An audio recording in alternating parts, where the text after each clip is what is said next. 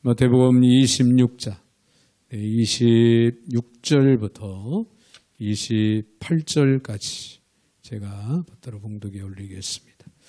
그들이 먹을 때 예수께서 떡을 가지사 축복하시고 떼어 제자들에게 주시며 이르시되 받아서 먹으라. 이것은 내 몸이니라 하시고 또 잔을 가지사 감사하기도 하시고 그들에게 주시며 이르시되 너희가 다 이것을 마시라.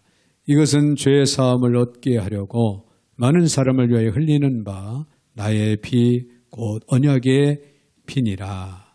아멘. 네, 28절까지 제가 받들어 봉독에 올렸습니다. 그러고 하신 하나님 감사와 영광과 찬양을 올려드립니다. 하나님의 은혜, 하나님의 사랑 가운데 저희들 이 시간도 불러주시고 또 영으로 한마음 되어 하나님 예배할 수 있는 복을 주시니 참으로 감사를 드립니다.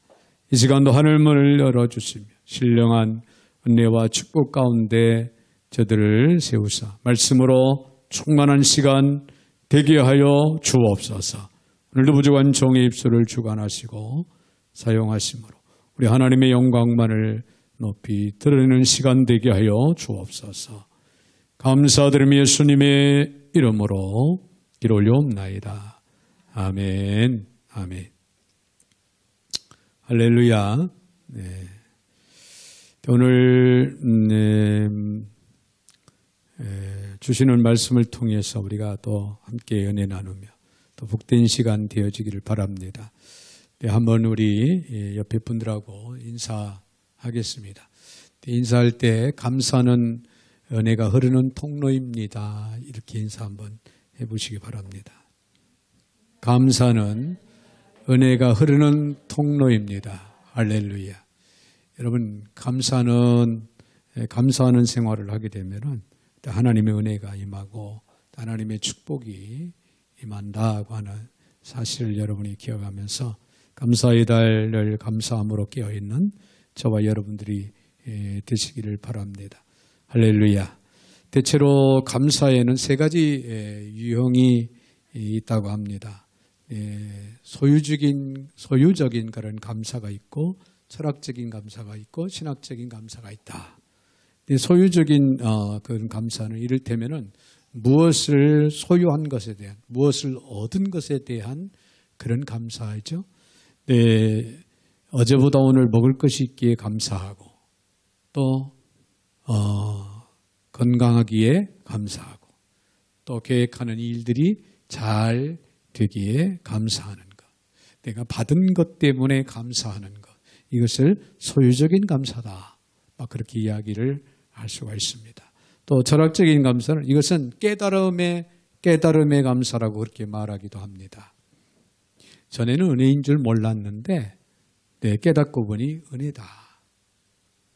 전에는 축복인 줄 몰랐는데 깨닫고 보니 이건 축복이다. 전에는 가장 불행한 사람인 줄만 알았는데 깨닫고 보니 내가 제일 행복한 자다라고 하는 이 사실을 깨닫고 알게 될 때 감사하는 감사가 바로 철학적인 감사다. 신학적인 감사는 이것은 은총적인 감사, 절대적 감사다. 그렇게 이야기할 수가 있습니다. 영원히 죽었던 나, 구제불능인 나를 위해서 우리 주님께서 십자가야를 지시고 그 사랑을 확인해 주시기 위해서 몸소 피를 다 쏟으시며 죽으심으로 나를 자녀 삼아 주신 그 은혜에 감사하는 것이 바로 절대적인 감사다. 우리는 그렇게 생각을 할 수가 있습니다. 자, 이것은 우리가 감사해야 할 조건 중에 최상의 조건이고 최고의 내용이다. 아마 그렇게 우리는 이해를 할 수가 있습니다. 자, 오늘 본문의 말씀을 보면요. 예수님께서 십자가를 지시기 직전 최후의 만찬에 대한 말씀이 이제 기록이 되고 있습니다. 예수님은 제자들과 마지막 만찬을 거해하는 그런 숙연한 자리에서 주님의 몸과 피를 상징하는 떡과 포도주를 제자들에게 나누어 주시면서 감사하고 또 감사하고 계시는 그런 내용의 말씀을 우리가 볼 수가 있습니다. 여러분, 주님은 죽음의 시간, 십자가를 앞에 놓고 감사를 드리셨습니다. 당신의 몸을 내어놓으며 감사의 기도를 드리신 거죠. 죽음을 앞두고 마지막 만찬에서 드린 주님의 감사야말로 온전히 자신을 버린 그런 감사고 감사 중에 감사다. 막 그렇게 우리는 생각할 수가 있습니다. 자, 이제 우리는 본문의 오늘 말씀을 통해 주시는 교훈을 좀 더 깊이 생각하며 은혜 받는 지혜가 있어지기를 축원합니다. 여러분, 감사는 뭐라고 그랬죠? 은혜의 통로입니다. 은혜가 흐르는 통로, 은혜를 받을 수 있는 통로다. 그러므로 여러분, 우리가 어떻게 해야 될까요? 먼저 음식 앞에서 감사하는 생활을 해야 돼요. 음식 앞에서 감사하라. 여러분, 식사 전에 반드시 기도하십니까? 네. 꼭 몇 끼 먹을 때마다 기도해야 하냐고 반문하는 분이 있을지 모릅니다. 네, 그러나 그것이 예수님이 보여주신 모범인 것을 잊지 마시길 바랍니다. 오늘 본문의 27절에 있는 말씀을 봅니다. 또 잔을 가지사 감사기도 하시고 그들에게 주심이 이르시되 너희가 다 이것을 마시라. 그런 말씀이 기록이 되지요. 이 최후 만찬의 장에서 보면은 예수님께서 또 잔을 가지사 무엇을 하십니까? 감사기도를 합니다. 네, 떡과 잔을 그리고 나누셨죠. 자, 이것은 최후의 만찬 때만이 아닙니다. 유명한 오병이의 기적에 앞서서 예수님은 먼저 하늘을 우러러 축사하셨다. 즉 감사하셨다라고 기록한 것을 우리는 잘 기억을 합니다. 여러분, 감사는요, 그분의 거룩한 습관이었습니다. 거룩한 습관. 일용할 양식을 위해서 기도하라고 가르치신 분이 주님이라면은 그 일용할 양식을 받고 이 땅에서 생존의 은혜를 누림으로 그분에게 감사하는 것은 얼마나 당연한 일이 아니겠습니까? 네. 뿐만 아니라 오늘 우리가 사는 이 세상에서요, 아직도 적지 않은 사람들이 생존 문제로 씨름하고 있다고 하는 사실을 생각하면은 먹을 수 있는 이 은혜, 네, 이 은혜가 얼마나 큰 은혜인지 모릅니다. 제가 결혼을 하고 목회를 시작하던 시절만 해도요, 먹을 수 있으면 무조건 감사해요. 네, 먹을 것이 없을 때는 금식이었습니다. 네, 그런 시절도 있었던 것을 떠올릴 수가 있는데요. 오늘처럼 문명사의 기적을 이룬 21세기에도요, 유엔 식량 농업기구인 FAO와 세계 식량 계획인 WFP의 2021년 세계 식량 안보 통계에 따르면은 코로나19와 기후변화 등으로 세계 인구 가운데 무려 8억 1,000명이 기아 인구라고 그렇게 통계를 내놓고 있습니다. 자, 이것은 적어도 이 땅에 살고 있는 전 세계 인구 10명 중 1명은요, 하루 한 끼 양식을 해결하기 위해서 전전긍긍하고 있다라고 하는 그런 뜻입니다. 그리고 이들 중에는 매년 몇천만 명씩 기아로 죽어가고 있다고 그렇게 말을 하고 있습니다. 자, 이것이 우리가 살고 있는 지구의 현실이라면은 한 끼 식량을 앞에 놓고 하는 일용할 양식을 주셔서 감사합니다라고 하는 그 기도는요, 얼마나 절실한 일상의 기도이겠습니까? 가정에서든 우리는 직장에서든 식사 전 기도함으로 나의 생존의 그 원천이 바로 그분이신 것을 잊지 말고 우리는 고백할 수 있는 삶을 살아가는 저와 여러분이 되셔야 될 줄로 믿습니다. 또한 동시에 나처럼 먹지 못하는 내 이웃들에게도 먹을 수 있는 은혜를 달라고 기도하는 것은 우리는 결코 잊어서는 아니 될 줄로 믿습니다. 놀라운 것은요, 감사로 음식을 먹을 때 우리는 더욱 건강해진다고 하는 그런 연구 결과를 내놓으신 분이 있어요. 미국의 의사인 존 자윙이라는 사람이 감사 기도를 드리면서 음식을 먹은 사람과 그렇지 않은 사람의 건강에 차이가 있다라고 하는 사실을 발표했다고 합니다. 여러분, 식사 때마다 감사하는 사람들에게는 어떤 현상이 일어나냐면은, 첫째는요, 질병을 예방해주고 면역 기능을 향상시켜주는 신비한 백신이 나온다고 합니다. 그리고 두 번째는 식사 때마다 감사하는 사람들에게는 질병의 진행을 억제시켜주고 병균의 침입을 막아주는 항독소가 생겨나고요. 세 번째는 일종의 방부제 성분으로서 위장 내에 있는 음식물이 부패하거나 발효되는 것을 억제시켜주는 성분인 안티셉틴이 만들어진다고 하는 그런 연구 발표를 했습니다. 즉, 신기하게도 우리가 감사하면서 음식을 먹을 때 우리 몸이 먼저 반응을 해서 유익한 분비물을 생산한다는 그런 사실이 놀랍기만 합니다. 여러분, 감사하지 않고 먹는 진수성찬보다 보리밥에 김치 한 가지라도 감사하고 맛있게 먹을 때 이것이 바로 우리 몸에 바로 보약이 된다는 사실에 감사의 능력을 다시 한번 우리는 실감하게 됩니다. 그러므로 음식에 대한 감사의 필요성, 음식에 대한 감사의 중요성을 깨달아서 실천할 수 있는 오늘 저와 여러분이 되시기를 주의 이름으로 부탁을 드립니다. 할렐루야. 또 한 가지는 축복 앞에서 감사해야 된다는 거예요. 축복 앞에서 감사하라. 여러분, 그런 말이 있죠. 노래는 부를 때까지 노래가 아니고 종은 울릴 때까지 종이 아니고 사랑은 표현할 때까지 사랑이 아니고 축복은 감사할 때까지 축복이 아니다. 그런 말이에요. 신약성경에서는 감사와 축복이 거의 동의어로 사용되고 있습니다.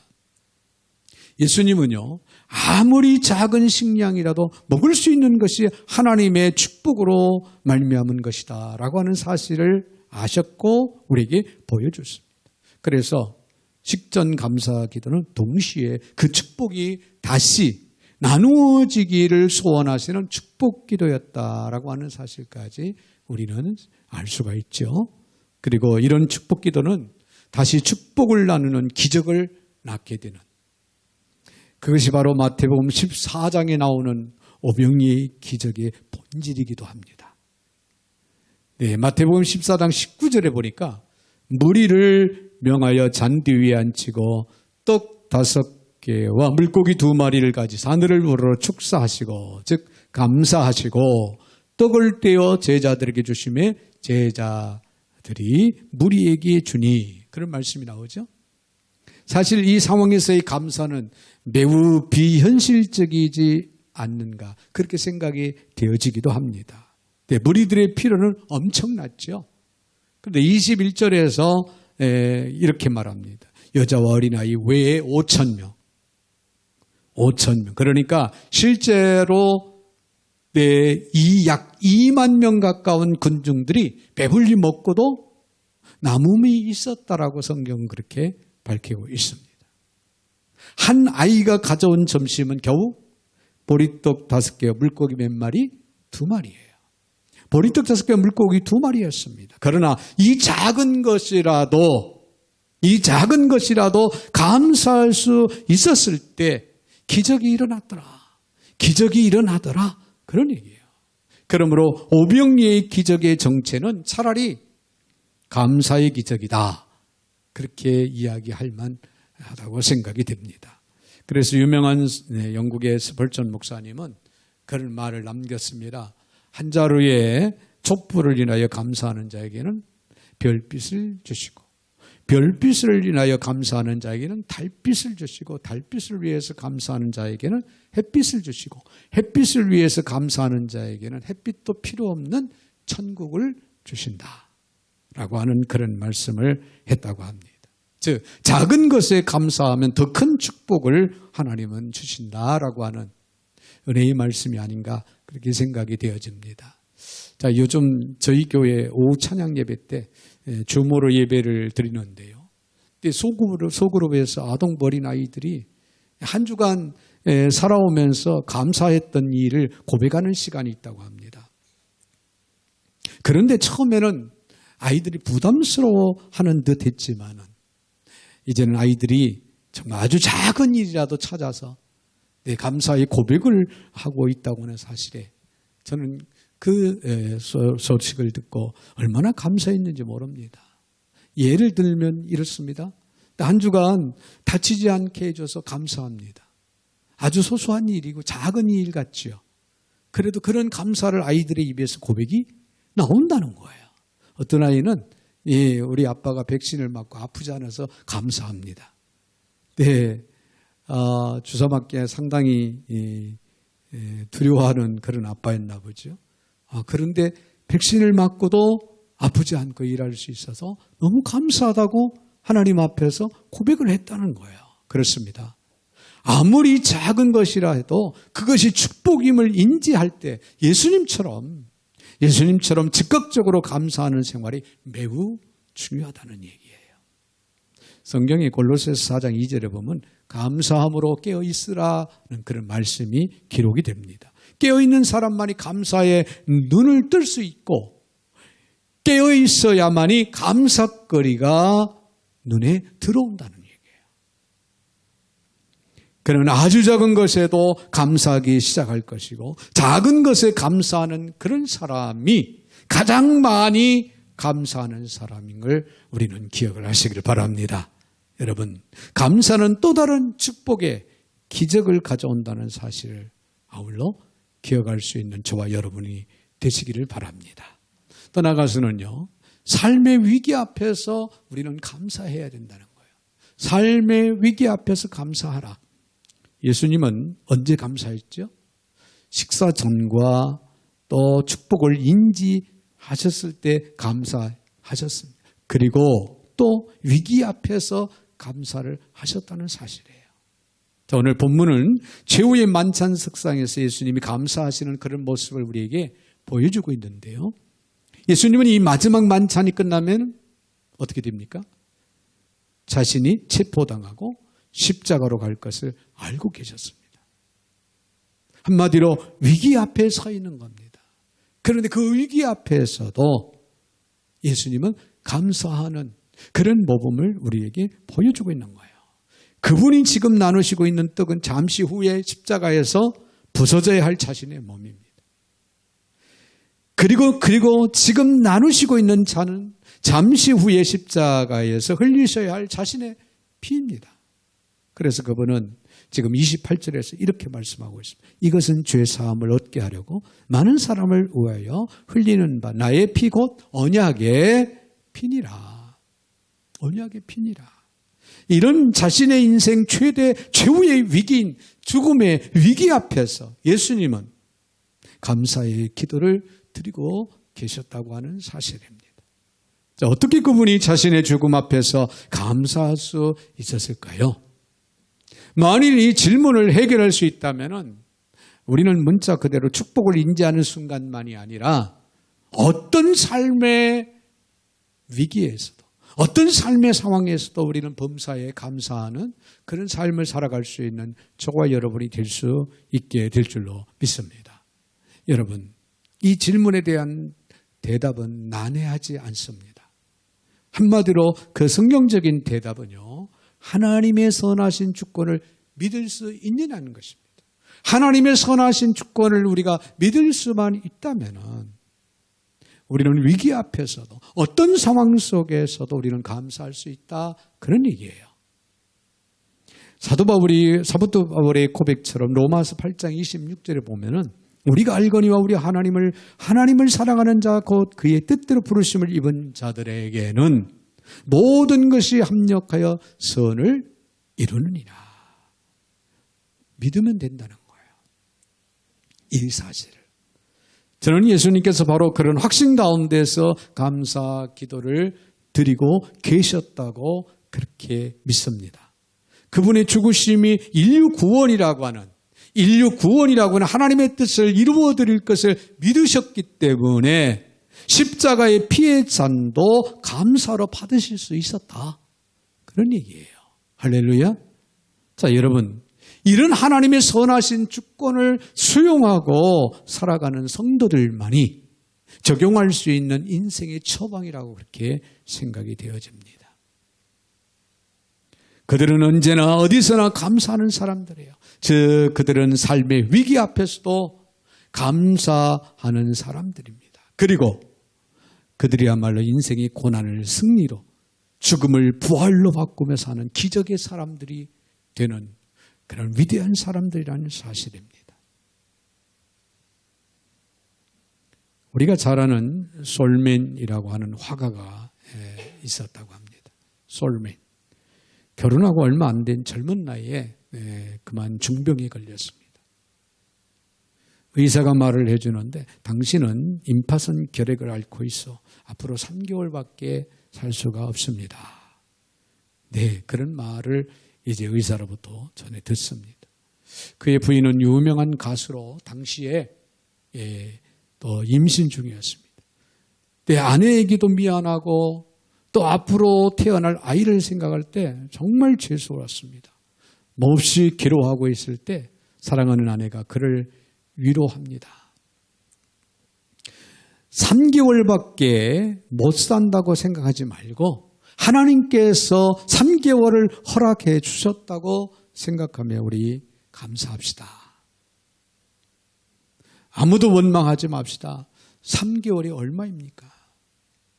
네, 짧다면 짧겠지만은 또 이제 3개월밖에 못 산다고 하는 생각을 할 때 이건 긴 기간이 될 수가 있다. 그러니까 힘내서 우리는 이 천금 같은 이 기간을 가장 아름답게 만들어 봅시다라고 위로해 주고 아울러 격려를 했습니다. 그러면서 오로지 3개월 동안 그 3개월이라고 하는 허락하신 하나님께 그들은 감사했다고 합니다. 둘은 하나님께 감사하며 열심히 일했습니다. 열심히 그림을 그렸습니다. 놀라운 것은 3개월이 지나도 그는 죽지 않았다는 거예요. 그래서 확인한 바 그 병은 씻은 듯이 깨끗이 치료되는 역사가 일어났다고 합니다. 그가 그린 그림에 유명한 것이 있습니다. 예수님의 얼굴입니다. 그 그림이 유명해져서 수백만 장이나 인쇄되었고 오늘도 전 세계의 많은 가정에 걸려있다는 사실이에요. 우리는 늘 불평하지 말고 어떤 상황 속에서도 아니 위기 앞에서도 우리가 감사하며 살아가야 할 이유가 바로 여기 있는 겁니다. 감사할 때 하나님이 기뻐하시고 더 큰 은혜와 축복으로 함께 하신다는 사실을 꼭 믿으시기를 바랍니다. 사랑하는 성도 여러분, 저는 성도들의 가정 모임이나 또 교회 공동체 모임이 여러 문제를 나누는 기도의 마당일 뿐 아니라 감사를 나누는 모임이 되기를 기대합니다. 물론 힘들고 어려운 문제들이 더욱 많지만은 기도할 수 있다는 거 여러분 감사해야 됩니다. 기도할 수 있다는 거. 기도를 나눌 성도들이 또 있다는 것은 또 덧없이 너무 감사한 일이 아닐 수가 없습니다. 기도를 올려드릴 하나님을 믿게 된 것이 또 감사하고요. 하나님의 뜻 안에서 우리의 기도에 선하신 응답이 이루어질 것을 또 우리는 믿기에 덧없이 우리는 감사를 드려야 될 줄로 믿습니다. 이런 성도들이야말로 하나님의 최후의 만찬 테이블처럼 구원의 은혜와 부활의 기적을 경험하는 그런 축복의 마당이 될 것입니다. 그러므로 여러분 감사하십시오. 감사는 은혜가 흐르는 통로입니다. 감사를 습관하시기를 주님의 이름으로 축원을 드립니다. 그러고 하신 하나님 참으로 감사를 드립니다. 네, 감사의 달 11월 달을 맞이하여서 오늘 주어지는 이 메시지가 저희들의 앞으로의 삶에 있어서 늘 감사함으로 깨어있고 감사하는 생활을 통하여서 더욱 하나님의 큰 은혜를 힘입고 축복 가운데 날마다 승리의 삶을 사랑하는 성도들이 다 되게 하여 주옵소서. 예수님의 이름으로 축복하며 기를 올려옵나이다. 아멘. 아멘.